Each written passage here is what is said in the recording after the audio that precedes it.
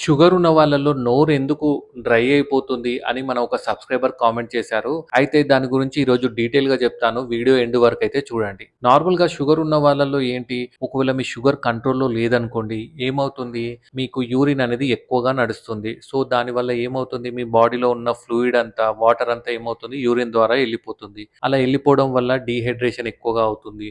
అలా డీహైడ్రేషన్ వల్ల మీరు నోరనేది తడారిపోతుంది. సో, అందుకోసమే మీ షుగర్ అనేది టైట్ కంట్రోల్‌లో ఉంచుకోండి. అలా టైట్ కంట్రోల్‌లో ఉంచుకుంటే ఏంటి, మీకిలా యూరిన్‌లో వాటర్ లాస్ అనేది ఎక్కువగా ఉండదు. అండ్ ఈ డీహైడ్రేషన్ ప్రాబ్లమ్ గూడా పోతుంది. ఇది ఫస్ట్ రీజన్.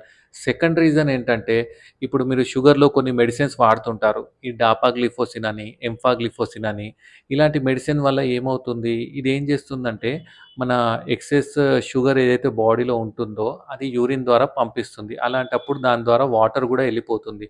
సో, అలా ఎళ్ళినప్పుడు ఏమవుతుంది, కొంచెం డీహైడ్రేషన్ అనేది ఉంటుంది. అండ్ దాని ద్వారా కూడా నోరనేది డ్రై అయితుంది. సో, ఈ మెడిసిన్స్ వాడేవాళ్ళు మాత్రం తప్పకుండా వాటర్ అనేది మంచిగా తీసుకోవాలి. 2.5-3 లీటర్స్ అలా తీసుకోవాలి. అలా తీసుకుంటే ఏమవుతుంది, మీకు డీహైడ్రేషన్ ప్రాబ్లమ్ అనేది ఉండదు. ఇవే కాకుండా చాలా మందికి షుగర్ ఉన్న వాళ్ళలో బీపీ గూడా ఉంటుంది గదా!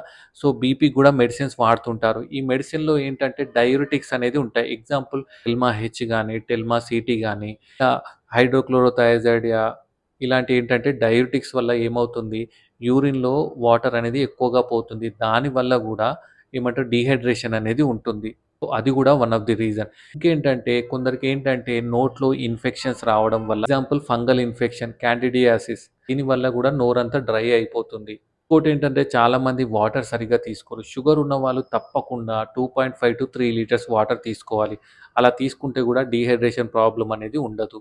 ఫైనల్‌గా ఎలా అయితే కాళ్ళలో నరాలు ఎఫెక్ట్ అయితాయి గదా!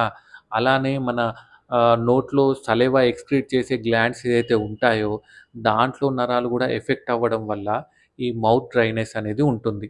అది ఎవరిలో అవుతుంది, షుగర్ కంట్రోల్‌లో లేనప్పుడు నరాలు ఇవి గూడా ఎఫెక్ట్ అయితాయి. సో, అందుకోసమే ఫస్ట్ థింగ్ షుగర్ మంచిగా కంట్రోల్‌లో ఉంచుకోండి. వాటర్ మంచిగా తాగండి.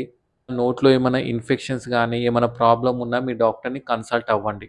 మీరు జాగ్రత్తలు తీసుకుంటే మీకిలా డ్రైనేజ్ ప్రాబ్లమ్ కూడా ఏముండదు. కూడా ఇలాంటి ప్రాబ్లమ్స్ ఏమైనా వచ్చుంటే కింద కామెంట్ చేయండి. అండ్ మీరు గూడా ఈ డాపాగ్లిఫోసిన్, ఎంఫాగ్లిఫోసిన్ వల్ల నోరేమన్నా డ్రై అవుతుందా? అది గూడా కామెంట్ చేయండి. Thank you.